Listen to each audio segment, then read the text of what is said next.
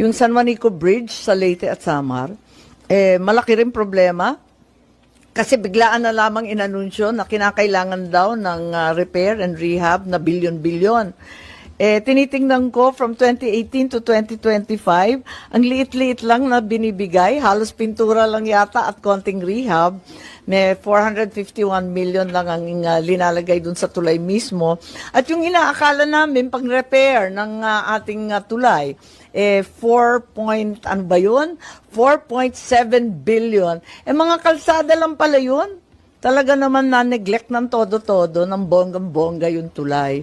I feel very badly personally about it dahil yung tulay, simbolo ng administrasyon ng aking ama.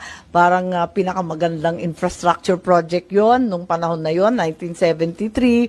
At yun nga, pinag-ugnay ang dalawang lalawigan.